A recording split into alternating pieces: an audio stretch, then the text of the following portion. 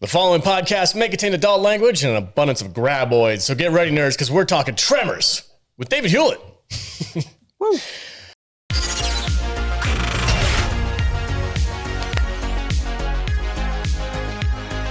Welcome, everybody, and thank you for joining us on this episode of the Salty Nerd Podcast. We're talking the classic sci-fi movie Tremors with my fantastic panel of nerds and David Hewlett, who is also a fantastic nerd himself. Matt Vader's here. Welcome, sir. How are you doing, buddy? I'm excited. I'm super excited. This impromptu review with... Yeah. Well, we were going to talk about it, but... Right. Again, David does what he does. I know. Like, you guys are talking about that? Okay.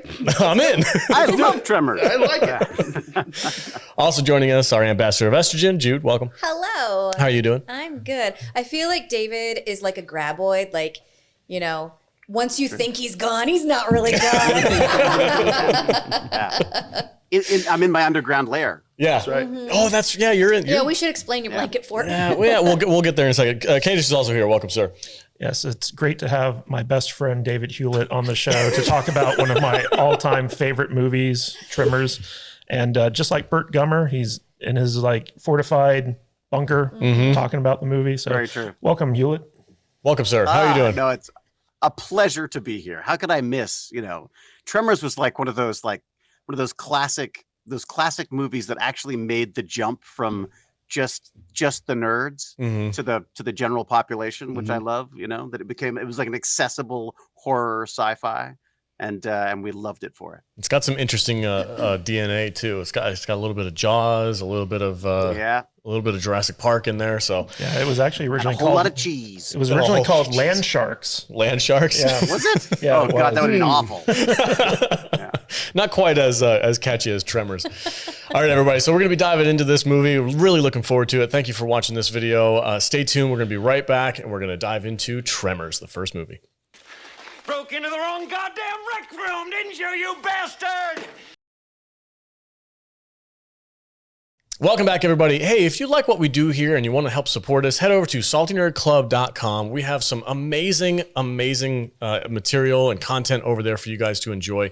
Specifically, we talked about Doctor Who a while back for our sci-fi classic episodes, and we even had David Hewlett on as a guest. We talked about some of his favorite episodes from that show. So if you want access to that and so much more, head over to saltynerdclub.com. It's only $5 a month, and you guys get exclusive access to 4 podcasts every single month that are completely raw, unfiltered. We just go ham and have a great time. So head over there. It's well worth it. And you guys get special access to our Discord app as well. We have a special chat for our club members that we love. So we'd really appreciate the support. Head over to saltynerdclub.com and join up.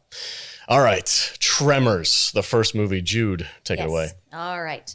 1990 Tremors, rated PG-13 with a runtime of 1 hour 36 minutes. This had a budget of $11 million. I'm going to start with David. David, what do you think this brought into the box office? It was $11 million? Uh-huh. Oh my God. It must have brought in at least 30. Okay. 30? I'm going to say... Was Kevin Bacon famous at this point? Yes. He's always famous. What are you talking about? I don't know. Like, when did he become famous? I don't know. He's always been. He's always not been. been famous. He has been and always will be. That's Kevin right. It is Bacon. known, Khaleesi. He's like a Metron. Yeah. He's just always He's been. always there. Yeah. Yeah. I'm going to We say... do not ask when. I'm not quite as hot on this movie as I think David is, so I'm going to say it made 15, maybe 16 million. Okay. Vader. $30,001. Okay. Alex Thanks, buddy. wins the Got you back. speedboat. This made $16 million at the box office. I finally got one right. Yeah. Is that it? I think it's more of a cult hit than it was a smash. So the makers of this movie blamed the studio for really terrible marketing of this movie. Like they didn't know how to market it. And so it underperformed. Yeah, because there's such classic ways of marketing a movie about giant worms. Sandworms. Apparently the poster wasn't very good, the original poster. And so basically it underperformed at the box office. But once it came out on home video, it smashed records. Like it made so much money on home video because that's where it found its audience. I remember I've never seen this movie in a theater, but I've watched it like millions of times on home video. Yeah, I've only ever seen this on like TBS in the middle of the day. It sounds like it needs a reissue to the theaters. Is it re-release? Maybe a... Well, do you want some inside scoop? Yeah. Yes. Sci-Fi commissioned a series that our little friend Vincenzo Natali directed, and then they canceled it. Oh, yeah. So there is a Tremors pilot floating around somewhere, possibly on the internet. I keep saying, you should by accident, on purpose, like leak it. Wait. So the one with Kevin Bacon that he did, that Vincenzo directed that? Yep. Oh, wow. Yeah, I saw it in the IMDb, and we were trying to find it. And my friend Andrew Miller wrote it. Andrew being Kazan in Cube. Okay. Because we actually played that trailer on our Saturday morning show just last weekend, and we were all like, "Wow, why that should have been." I know. Kevin Bacon came back in a pilot for Tremors. And it's a great trailer. It really is. Yeah. I haven't seen, oh my God. Yeah, it's one of those things. The script was amazing. They had this whole amazing concept behind it. And I mean, it was just, it was like, all I can say is sci-fi. Yeah. What year was that? So basically, 2018. The Sci-Fi Network commissioned a pilot for a Tremors series that Kevin Bacon actually came back for. And it's never been released because sci-fi, in their infinite wisdom, didn't pick up the series. And Kevin Bacon's on record saying like I don't know why this wasn't picked up because it's one of the best things I've ever done. Wow. Yeah, and if you see the trailer, like it's actually like the trailer's awesome. Like it's really built good. a giant town in the desert. They recreated Paradise. Yeah. Or Perfection. Perfection. Yeah. Wow, that's nuts, dude.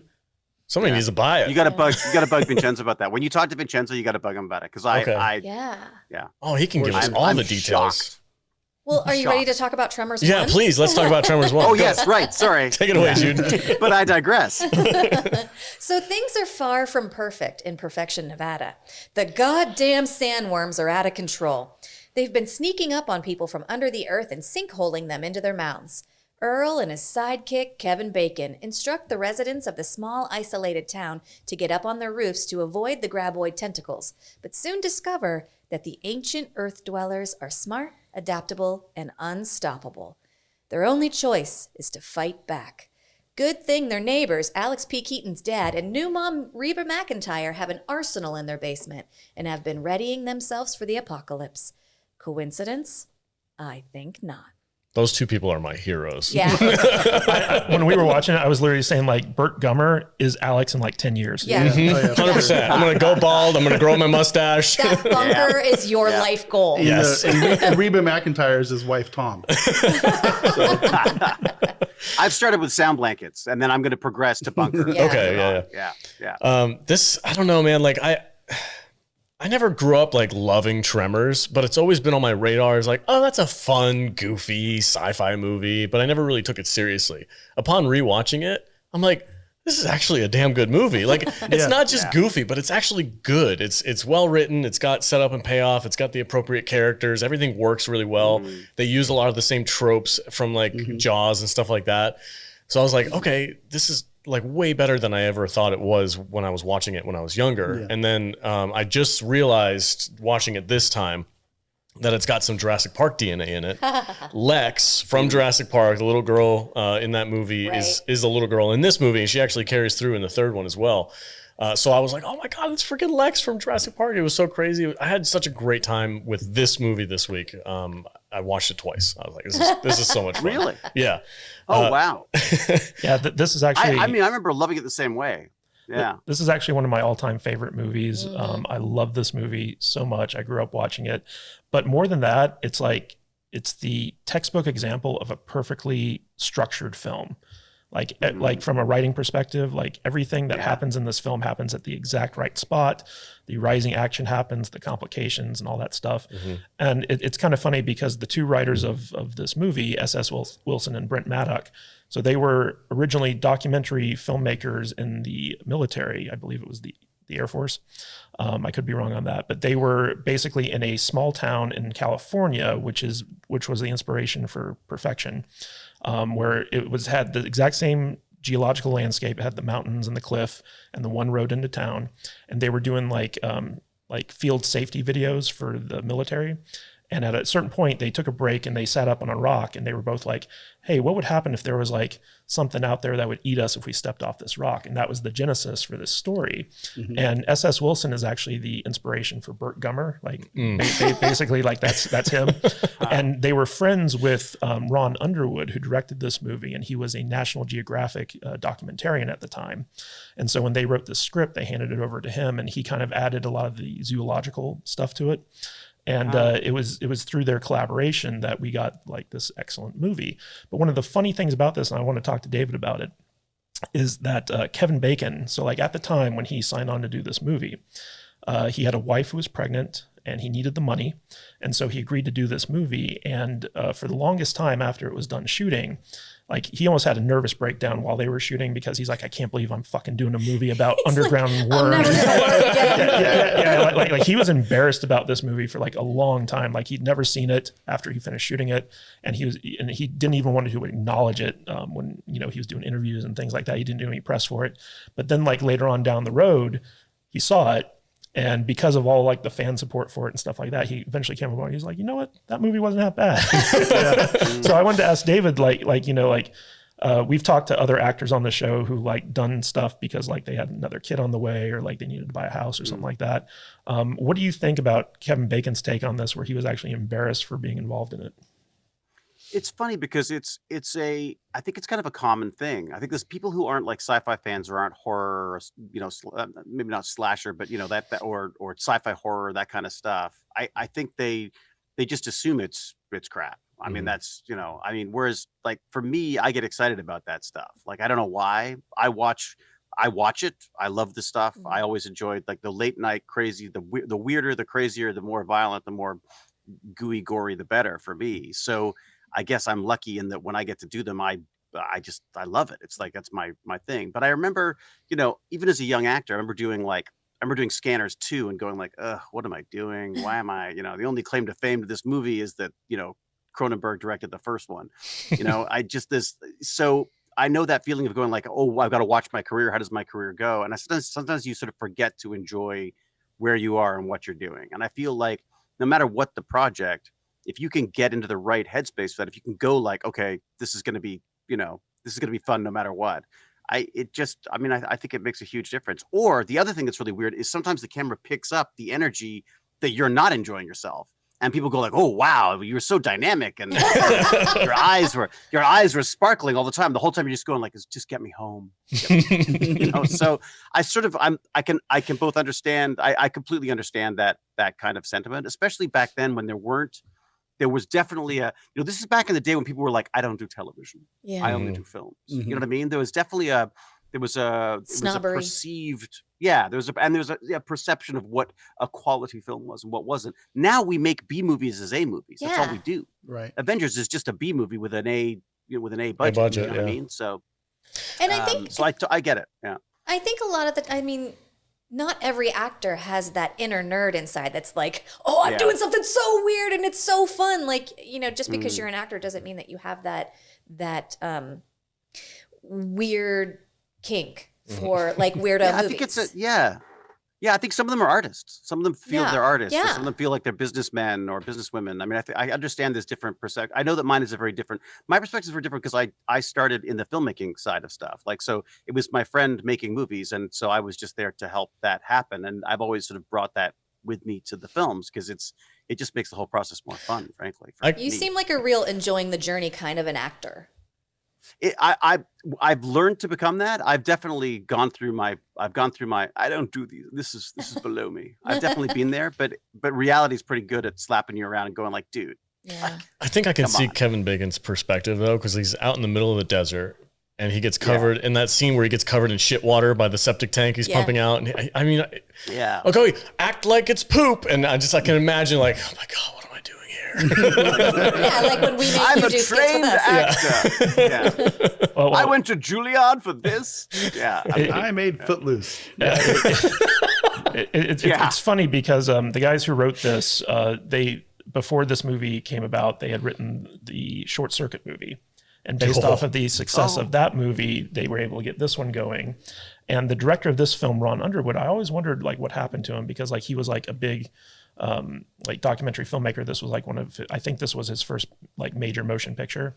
And because this movie is such a classic and so many people love it, you'd think he'd gone on to do other stuff. And he, his follow-up to this was the movie City Slickers, which was actually very good. Yeah. But, that was great. But he's also responsible for directing The Adventures of Pluto Nash, which basically killed his feature film career. And since then he's just been doing TV.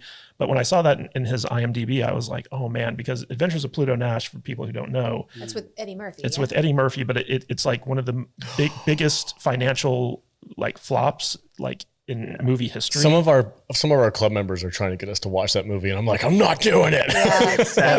I think that just came the up. excess of that. Yeah, but the movie is so bad, and you look at Tremors, and to me, like Tremors is like almost a perfect movie. Like it's so well made, and it's almost like study night the and day. script in school. Yeah, exactly. Like the script is really interesting to kind of break down from just like a beat by beat perspective, but also like some of like the kind of character interactions. Like for instance, in the 80s, the big thing was kind of like the Lethal Weapon blue collar hero type, like thing. And in this movie, you have Kevin Bacon and Burt Ward, and like we start off with like seeing Kevin Bacon taking a piss literally off the side of a cliff, and then he wakes up Burt Ward, and we kind of see them as like they're this buddy duo doing this thing. And there's this great scene in this movie where they're hanging like a barbed wire fence, and Kevin Bacon's trying to hammer in this like staple, and he's like not able to hit the staple. like he just keeps whacking it. And and that wasn't rehearsed. Burt Ward's like reaction to like Kevin Bacon not being able to hammer the staple was like 100% real. And like every time I see that scene, I'm just like, that's brilliant. I love it. Yeah. That's so funny. I think that's it though. Like I feel like when you've got a film that's that, I mean, I didn't know it was 11 million. I thought it was more like 2, but I have no sense of budgets on these things. But the idea that you've got a film that is small enough that it can become a personal vision. If that makes sense.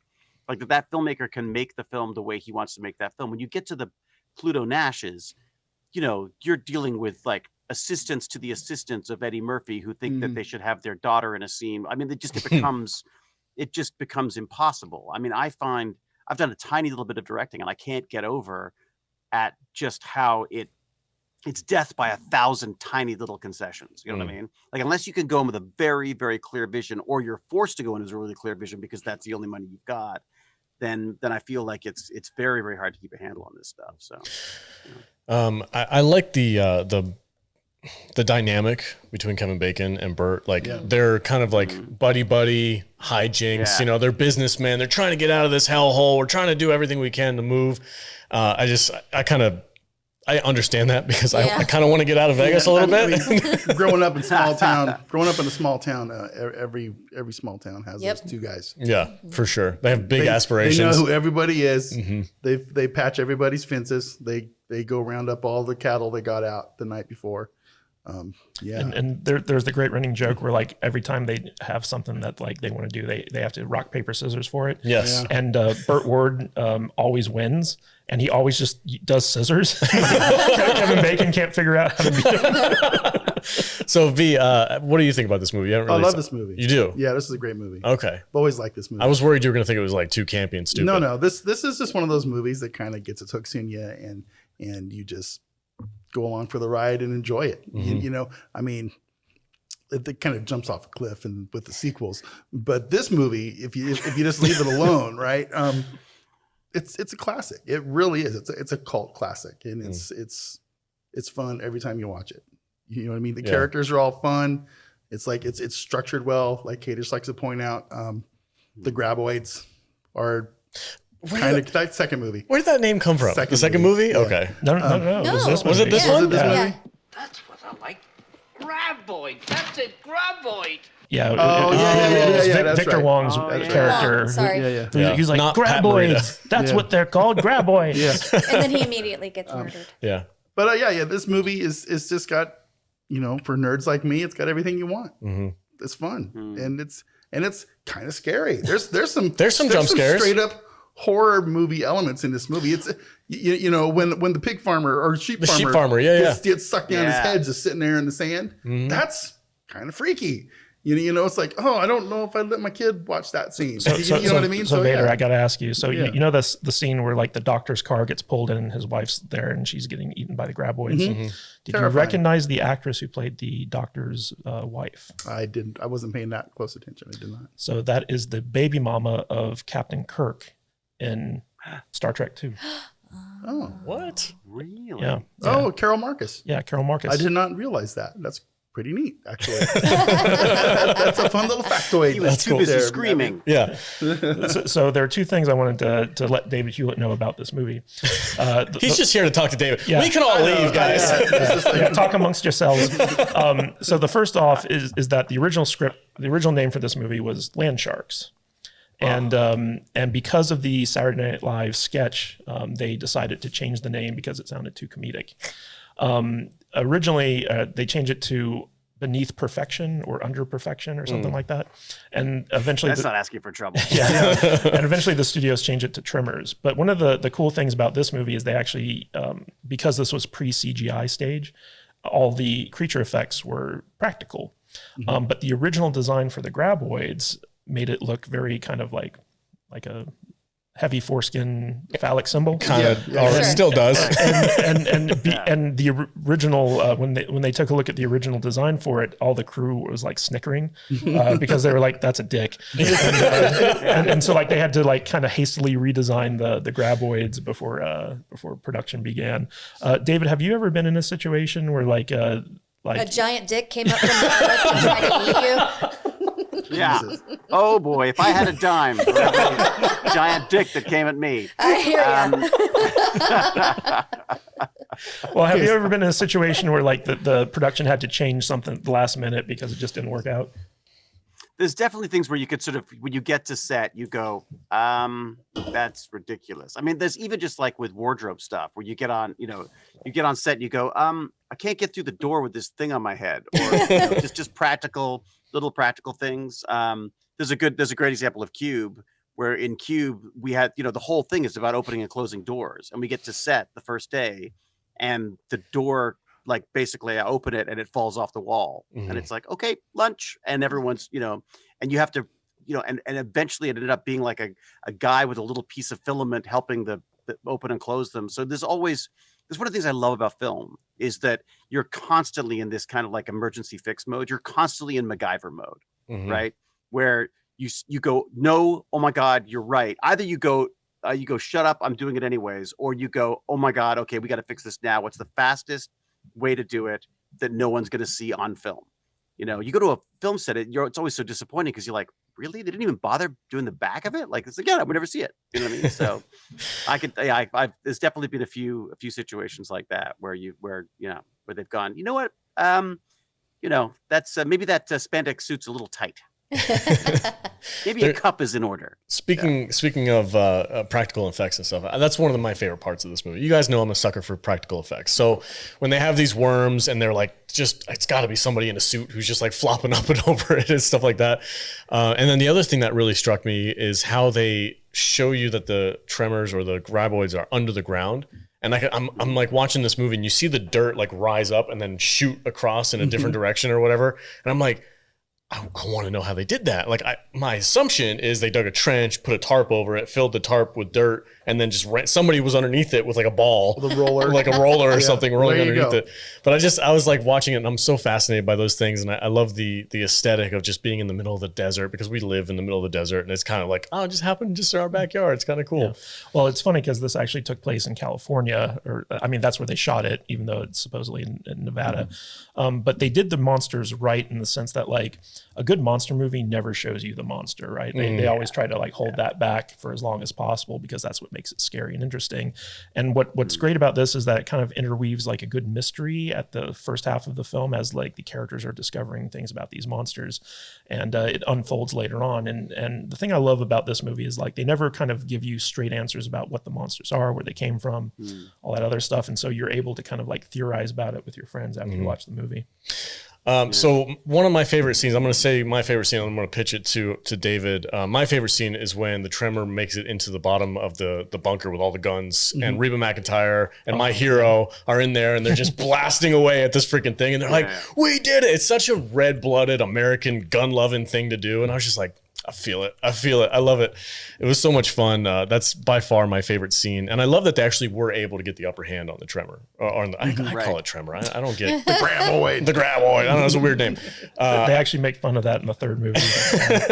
I love the fact that they were able to actually defeat that one in particular. It was really cool. That's what one of the most classic scenes in film, in my opinion, because like the way that it's set up is, first of all, like effects wise, it's amazing what they're able to do, because like you have the miniature graboid set and it's blended perfectly with like the actual like bunker set. Oh, it was a miniature? Yeah. Oh, wow. And so like, was it a guy with his hand in a sock? pretty much, yeah. I'll do it in a minute. So like there's this great setup where like basically the Gummers come home after going out trying to hunt for these things. And Kevin Bacon is able to warn them that a graboid's headed their way, and the graboid bursts through the wall, and they have their guns and they're shooting at it, and it looks like they're running out of ammo. Yeah. And so like you're like, oh no, like they're out of ammo, and they kind of like fake out that like the Gummers have like died because they can hear them like fighting the graboid from in town, and then like they pull back and they just show this huge wall of guns. They just start grabbing guns off the wall, taking stuff off the wall. That's awesome. And like just destroying this thing. And that scene is so iconic to this movie, because it's just like one of those things where like that's a standout scene. Whenever you talk about Tremors, people think of that scene. Yeah. And it's one of my favorite scenes in the film. I was literally like, I had my coffee table filled with all my guns while I was watching movies last night. I'm like cleaning them and I'm like, oh my God, I'm totally them. Yeah. This is great. Looking for a prop to bring to the show. I'm like, yeah, I gotta fight a giant worm. I wish we had giant worms out in the desert. I'd go out there and freaking blow shit up all the time. It'd be so fun. It'd be so fun. The great part is like when they have like all those bombs and they're like, What kind of fuse is that? Cannon fuse. What the hell are you using it for? A cannon. This is the dude that will for sure have like a tank in his garage somewhere. Oh yeah. Absolutely. He's got a bulldozer that's got like metal plates over it. well, one of the greatest lines gun. in this movie is Burt Gummer, where he they're driving away from their compound, and he's like, Food for 5 years. 1,000 gallons of gas, air filtration, water filtration, Geiger counter, bomb shelter. Underground goddamn monsters. underground goddamn monsters. Right? The one thing he didn't prep for. Which he does in the third one, I think. He fixes that situation, so it's pretty cool. But it doesn't help him. No, well, we'll talk about the ass blasters in a little bit. There's a great running gag once Burt starts recurring in the sequels where he's always like, I feel like I was denied need to know information. And that goes through like every single Tremors movie. Yeah. So David, do you have a favorite moment in this movie? What's the one thing that stands out to you? I think it's all of Gross's stuff, like all of his survival stuff with the and just the guns. We're doing what I can. Was it doing what I can with what we've got type thing? And he's just got like a room full of guns. The dude made like 15 bombs like out of just like kitchen hardware. Yeah, because it spoke to a slightly sort of more innocent America too, didn't it? I mean, now that's now we see that as a it's a threat unto itself. Well, David, it's funny because on his truck, so first of all, his license plate is Uzi for you. Yeah. And then they have a bumper sticker that says Free Afghanistan on it.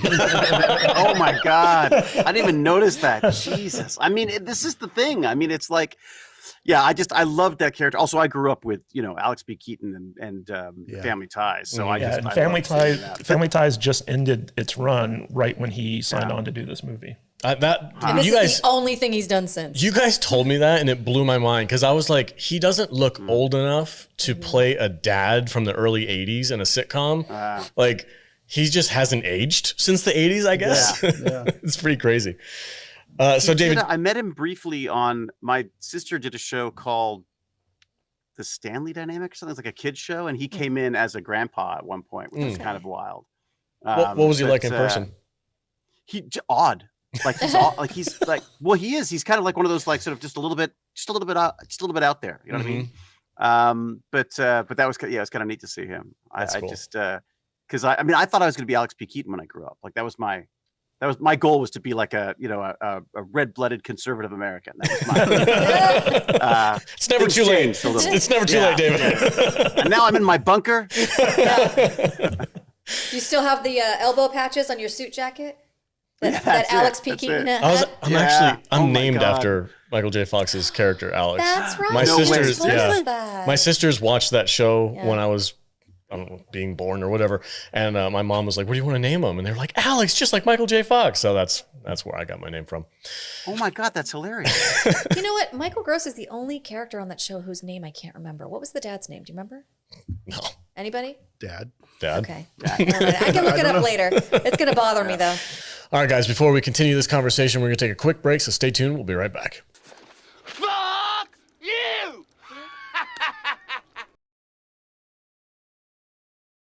Welcome back, everybody. Hey, if you want to support what we do here, you can go to saltynerdstore.com and grab some of our merch. We have a ton of really cool t-shirts that are there available for you. And don't forget to type in salty in the checkout counter to get 10% off. You guys can get awesome shirts like Peace, Love, Dinosaurs, and the official Salty Nerd Podcast logo t-shirt. If you do buy something, we'd love to see it. So take a selfie or whatever and send it over to us on the social medias. We'd love to share it around and let people know that we have a store and you guys can support us over there. So head over to saltynerdstore.com. All right. It's like, what in the world? Oh my God. What is happening right now? It's a graboid. Get to the rock. Damn. Yeah. One of the great things about this movie is the slow reveal, because like when they show like the first tentacle that's attached to the axle of Val and Earl's car, you're like, oh, is that the monster? And slowly but surely, like they kind of reveal like what the monster is, and it's such a good build up to it. It is. That scene where the doctor gets eaten and then his wife hides in the car. Like, I think that was one of the more frightening scenes. I mean, I don't want to say it's like scary, but it's not scary, but it had that like classic Jaws feeling. Like when the kid was on the boat and you knew the shark was headed towards the boat and the kid was going to get eaten and you're like, oh no. This is one of those films that got us excited about making movies. Like for some reason it made it feel doable, if that makes sense. We're like, we know those guys. We've had those conversations. We've made silly monsters and tried to make them work on camera. I mean, I feel like it. Maybe there's, I lived in such a bubble of filmmaking because of all my friends were. That's all we did. That's all we talked about. All we did was go and see movies or make movies. That was it. And this was like an example to us of the sort of stuff that we wanted to make. Everyone has these big aspirations for Oscars and all this kind of stuff. We just wanted to make movies that made people laugh and made people jump and have fun doing it. So this was just a perfect example of that for me. I've got I've got a little soft spot in my heart for Tremors. So we have a newcomer to our Discord chat, and it's it's actually the Tremors saga. So these are big Tremors fans. Hardcore fans. Oh wow. And they would like to know, how many Tremors movies have you seen? Have you seen all of the sequels? So apparently there's like 7 of them. Which is insane. So there's 6, and the 7th one is in pre-production. Get out! They're still making Tremors movies. I could get cast in a Tremors movie. Yeah. Oh yeah. Call your agent. I was so bummed. I was so bummed about the sci-fi thing because, like, I felt for sure I was gonna at least I'd be able to walk by and get eaten by a freaking graboid or something. But because my friends were doing it, right? But I didn't know they were still making the films. No, I think I got to like 3 and then it just got too silly. It was just, it started after 3. Yeah. Okay. But I say that I almost want to go back now because I feel like maybe there's. Yeah, they're still silly. Yeah, David. All the cool kids. Really? Yeah. All the cool kids are getting killed by ass blasters nowadays. So nice. Yes, the ass blasters. So I also want to talk about one of my personal favorite scenes in this movie, which is, as Burt and Earl are driving into town, they realize that there's like a new girl from the university who's out here doing like seismology stuff. And Kevin Bacon has this epic rant where like he drives off road and he's like gunning towards her and he's like, you're going to have long blonde hair, big green eyes, world-class breasts, ass that won't quit, and legs that go all the way up. And then like he comes to a skidding stop and Finn Carter is there as Rhonda.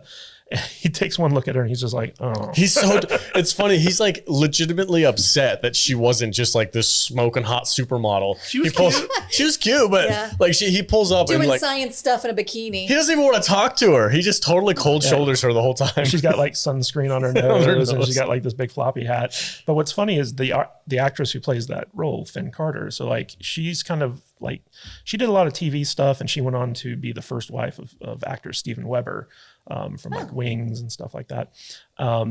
He's a very recognizable actor. But what's funny is that in 2019, Finn Carter got arrested here in Las Vegas for stealing a car and having stolen credit cards. What? Yeah. And basically, like her court case is still pending. But I when I was looking into it, I saw pictures of her, and she has not aged well. she's had a rough go of it. I hate when that happens. It's like, it's always makes me think of that the love interest from Top Gun. Oh, Kelly McGillis. Yeah. And what she looks like now compared to what Tom Cruise looks like. And it's just like, something's not. You men need to quit being so goddamn judgmental about a woman's looks in her golden years. Okay. Let people age. Oh, I'm I'm gonna look like a freaking haggard beast when I'm older. At least you know she's not like Kathleen No one Turner. will know because you'll be out in the middle of nowhere. I'll be out in the middle of nowhere. At least she's not Kathleen Turner playing dude roles in drag. I don't understand that reference. It's a Friends thing. A Friends thing? Yeah, Kathleen Turner plays Chandler's dad. Oh, yeah. Do remember that. That was weird. Kind of weird, right? Yeah. Oh, man. Let's see. The next question. Okay. Would you... Okay, so I guess you kind of answered this question, but their next question was, would you want to be involved in the Tremors TV show if they got it going again? Oh my God, yeah. Especially with the guys who were doing it, because there was like the usual silliness, but there was also this. I mean, I won't go into it because I don't know what I'm allowed to say. But there was a whole like really cool sort of subplot going on and conspiracies and things. It was really a very, very, very smart pilot. I haven't actually seen it. I've only read the script, but and I read for the part. Hey, yeah, they didn't cast me, but I actually read for one of the leads because because luckily my friends were involved in it. So, yeah, I see. As I say, I love that stuff. Like I was all excited about. I wanted to go to England and do like a werewolf movie, and Jane's like, but they're not paying very much. It's like, yeah, but it's werewolves. You know what I mean? Like I love this stuff. I it's worth it for me to wrestle rubbery monsters and it's just that's my lifelong dream. Yeah. And the Oscar for cheesy goes to David Hewlett. Yeah. I do love the cheese in this movie. It does kind of keep it from taking itself too seriously, which is something. Yeah. It's weird. We'll talk about the sequels in a little while, but the sequels they kind of lost me. They went a little bit too goofy, and it was weird that this movie was able to kind of ride that line perfectly of like it's campy, but it's also really well done. So it's just interesting. I was gonna say it's just such a good point because I think there's like you have to take the process of the filmmaking serious, but you don't necessarily have to take the tone too seriously. And I think it's one of the perils of new science fiction now is I find it's always also sort of post-apocalyptic nihilist. It's all got to be so serious and erudite and cerebral. And it's like, that just isn't this much fun to watch on film. Yeah. One of the cool things about this movie is like they take the monsters seriously, but like the characters can still have fun. And I think that's always the mark of a really good movie is when like the threat is serious, but like you can still kind of like have a good time with it. Mm-hmm. You got to have the peril. If you don't buy that people are in peril, then you don't give a crap. Yeah, I love that they like at the end of the movie, literally nowhere was safe because the graboids were like tearing down buildings and stuff around them, which was really smart cool. And adaptable. Yeah, smart and adaptable. I think it's a lot of fun. It's a great campy, fun sci-fi movie. I don't want to call it a B movie because it kind of fits that realm of like lower budget sci-fi, but it's not. It doesn't have that feeling when you're watching it. I feel like it's a cult classic that was also a sleeper hit. Mm-hmm. And somebody in the chat was mentioning that it has a lot of the DNA of like the old 50s like monster movies and stuff like that. So I feel like it kind of takes the best of those elements and it brings it into this movie. One of the interesting things about this movie is the fact that it's a bit of an ensemble thing. So basically, in addition to Earl and Val, who are Kevin Bacon and Fred Ward, you have like the residents of perfection, and you also have Rhonda, who's like the student from the local college, and each one of these characters is so fleshed out, and like when some of them do die, like you feel the deaths, and that's something that a good monster movie does well, is like when they give you time to kind of get to know the characters, and so like when they do get killed, like you're kind of sad about it. And so like seeing Victor Wong get eaten by the graboid in his store and stuff like that, it was just like, oh, Walter, he died. So our R2 in our chat just reminded me of one of the best F-bombs ever dropped in a movie. Yeah. By Kevin Bacon. Fuck you! Well, what's funny is, so like originally this movie had an R rating because of language. And, Really? Yeah. And so like they had to go back in, and originally there were a lot more F-bombs in it, and they had to go in and replace a lot of the F-bombs with like different words. Like there's a scene where they're driving by the sheep farm, and Fred Ward is like, what the shit? And originally that was an F-bomb. And so like throughout like the entire movie, you can kind of see like the ADR, because their lips don't quite, match. But there were, they came up with some very interesting replacements for the F-bomb. That's funny. I didn't even really pick up on that. I didn't either. It's funny how tame like rated R movies were back in the day compared to what we get now. Release the original cut. Yeah. It's so goofy. Yeah, release the vulgar cut. Release the Tremors R-rated cut. I am super interested in that TV pilot though. Yeah. Like that is fascinating. The fact that Hewlett knows, the guys who are writing it and stuff like that. I'm like, that sounds like. I wonder if we can get him to send it to us so that we could just watch the pilot. Yeah, I'll have to email Vincenzo and be like, hey, you got any copies of that? You got any more Tremors for us? Hey man, you got any of that Tremors stuff? Yeah. I'll put my cowboy hat back on. No, it's a fun movie, man. I don't know. I don't really have a lot of salt for it. I don't love it the way I love other movies. It's not like, oh, I freaking love Tremors, man. But it's like, I'm never mad that I would have to watch it. Like somebody's like, hey, we're going to watch Tremors. I'm like, hell yeah. Tremors is one of those movies. It's like, you guys said Tremors for this week. And I'm like, oh, fuck. Yeah. Tremors. Same. It's like, okay. But then, you start playing it and you're like, oh, yeah, Tremors. Yeah. You know what I mean? It's like, it's been a while. I like this movie. This is a fun movie. And, Kevin Bacon looks like he had a great time. Fred Ward every actor in this movie looked like they had a great time making it, whether or not they did at the time or not. I guess he was acting. That girl on the pogo stick was having a great time. I think they figured out what they were making by the time they were finished, though, with it, because it's a fun movie. Well, what's funny is, so like originally the character of Valentine was going to be Bruce Campbell. Oh my God. Oh, man. Oh my God. And Kevin Bacon was a bigger star, and so like he got replaced by that. And Burt Gummer was going to be played by Jack Palance, but Ron Underwood was such a he was too afraid to ask Jack Palance to come and be in his movie, and he got over that for City Slickers. Dude, who's Jack Palance? He was an old school. He was the bad guy in Tango and Cash. He was Curly in City Slickers. Who's Jack Palance? Sorry, I didn't know either. Jesus Christ. Very famous actor. Wow. I was going to say, if Bruce Campbell was actually in this movie, I feel like they would have been able to make the sequels with him, because he doesn't seem like somebody who's afraid to just like go make a goofy movie. Yeah.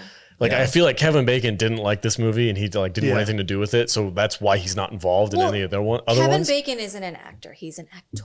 He's an actor. Did you see his new movie? They slash them. It's a slasher. Yeah. It's a slasher movie about. I think it's a re-education camp for people who are confused about their genders, I guess. Yeah, but it's terrible. I can't believe he said yes to that movie. But it's a slasher film. But it's a slasher film. The movie. Apparently, nobody dies. Nobody dies. Nobody dies because you can't kill alphabet people, because it's not cool to kill alphabet people. Is that confirmed? I'm completely telling the truth. Nobody dies in that movie. It's like they figured out that we can't kill these That's people. ridiculous. These people are marginalized. We can't kill Why would them. they make a slasher movie without killing anybody? What do they slash? It's a terrible movie. even woke critics hate this movie. Really? Yeah. Oh, I can't wait to watch it. Fuck you. It's so bad. We're not watching. I'm not saying we are gonna watch it. I just want to see the train wreck. Kevin Baker's made some stinkers in this. Oh yeah. Real quick. So David, final thoughts on this, and what do you give it for a star rating out of 5? Oh my God. It's like a I mean, it's near perfect. I'd go like 4.5. I'd go 4.5 stars on there. Super high, right on. It's just this beautiful combination of horror and comedy. So the comedy lulls you into it, and you get a nice jump scare. All of the characters. I mean, I pick on Survival Guy as my favorite, the survival couple. But the reality is, even that dynamic between Bacon and his friend it's still fractious. Like they're still arguing all the time. There's a little bit of conflict in everything. And that just keeps you going with the film. And then you've got these wonderful, ridiculous, phallic things whipping through the desert. Yeah, I just think I'm actually surprised that it's not a film that's come up as the perfect example of a monster movie to be sort of like quantified and turned into a formula for how to make movies, because it literally hits all of the right points at all the right times. It's absolutely with Matt on that. I think it's just I think it's near perfect. Yeah, I go 4.5 on this. 4.5. Wow. Give it a rating there, Matt. Oh, great. Give it a rating. 4. Wow, 4 stars. Yeah, I'm shocked. This is a movie that you can watch anytime you want to watch a fun cult status horror movie. I mean, you just gotta. It's a turn your brain off, have fun, enjoy it, have a great time movie. It's if it's on TV, you stop, you watch it. You know what I mean? It's just. You guys think I could show my 7-year-old this movie? Probably. Yeah. I'm leaning towards yes. Yeah, I think so. Okay. I think so. And then take him hiking immediately afterwards. Take him out, leave him on a rock. Don't get off the rock! Go out to Red Rocks. Go. And you know what's funny? I think every kid has played that game. Right. Where you're standing up on a hill and you're like, okay, here's what's happening. Let me set the stage. The floor is lava. The floor is lava. Yeah, the floor is lava. Basically, the floor is lava with monsters, for sure. Right on. All right, Jude, final thoughts. Give it a rating. So coming up on this week, I was not looking forward to a Tremors week. I think I saw this one time, probably in the 90s, when I was a young teen. And it didn't sit in a place of nostalgia for me. I've never gone back and been like, I want to watch that again. It's not a movie that I was ever like, oh, I love Tremors. I've literally never said that until just this moment. Rewatching it with Kadish and it being one of his favorite movies was actually really fun, because he did the thing that I'm always doing to him, where he's like quoting it line for line and just nerding out about how much fun he's having. And that was really fun for me. This is not one of my favorite movies, but I could rewatch it again. But for me, it's just kind of middle of the road. Okay. So I'll give it 3 Hewlett blanket bunkers out of 5, just because it was fun seeing Kadish really enjoy something. Okay. Kadish, how about you? So this is the shortest of all the Tremors movies. It's also the best of all the Tremors movies. It's a very tightly made film. From a technical perspective, from a writing perspective and from a filmmaking perspective, this movie does everything right.